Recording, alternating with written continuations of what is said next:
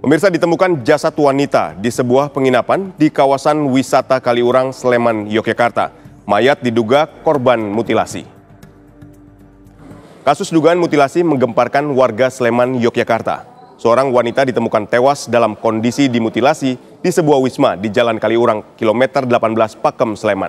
Korban diketahui berinisial AI, berusia 34 tahun, warga Patehan Keraton, Kota Yogyakarta. Saat ditemukan, tubuh korban terpotong menjadi beberapa bagian di dalam kamar mandi wisma. Polisi hingga kini masih mendalami kasus ini untuk mengungkap pelakunya. Untuk kepentingan autopsi, jenazah dibawa ke Rumah Sakit Bayangkara Polri, Daerah Istimewa Yogyakarta.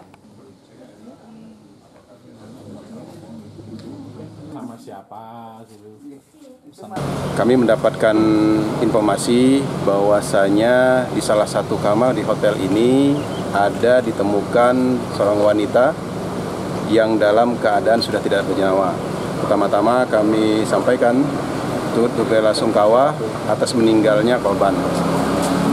Dan saat ini masih dalam proses penyelidikan terkait dengan pelaku, motif, dan sebagainya. Dan saat ini juga korban sudah dibawa ke rumah sakit untuk dilakukan otopsi lebih lanjut. Demikian yang bisa kami sampaikan saat ini. Dan di bagian mana aja yang termutilasi? Untuk mengetahui informasi mengenai dugaan korban mutilasi, kita sudah terhubung dengan reporter TV One Andri Prasetyo di Sleman, Yogyakarta. Selamat sore Andri, bagaimana perkembangan kasus ini? Ya, selamat sore pemirsa. Memang hingga saat ini aparat kepolisian dari Polda Daerah Istimewa Yogyakarta maupun Polresta Sleman masih terus mengembangkan ataupun mendalami kasus dugaan mutilasi yang terjadi di sebuah wisma di kawasan Jalan Kaliurang kilometer 18, tepat di belakang saya mengabarkan ini. Memang informasi terbaru yang kami peroleh bahwa korban ini sebelumnya dijemput oleh seorang pria yang diduga sebagai pelaku ini menuju ke wisma ini, namun pelaku sendiri memang beredar kabar ini seorang warga Temanggung.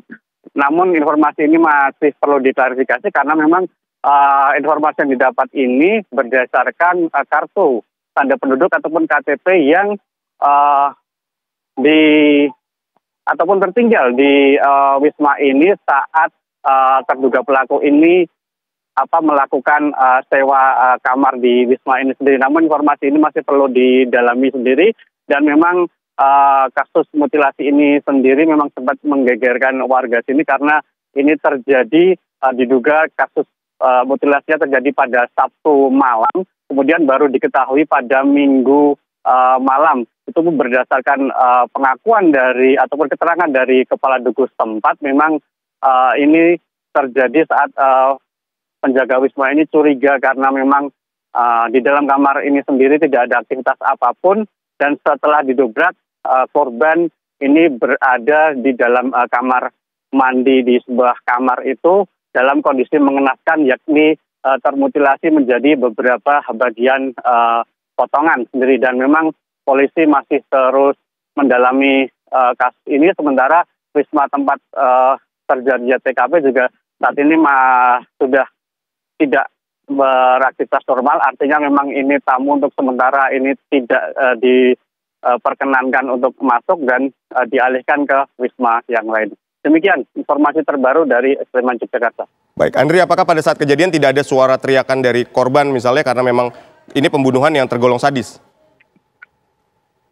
Iya, memang hingga saat ini informasi tersebut masih belum dapat kami peroleh karena memang dari penjaga wisma sendiri tadi enggan untuk memberikan keterangan kepada kami, kepada awak media. Namun dari kepala dukuh memang menyatakan ini tidak ada teriakan sama sekali karena mereka bahkan tidak mengetahui persisnya kejadian ini pada Sabtu malam dan baru mendapati kecurigaan pada Minggu malam. Artinya setelah 1 hari ini baru ada kecurigaan ada yang tidak beres di dalam kamar yang diduga bernomor 51 tersebut. Baik, Andri, KTP terduga pelaku ini kan ditinggalkan di Wisma. Apakah polisi sudah mulai mencari identitas atau mencari orang yang ada di KTP tersebut?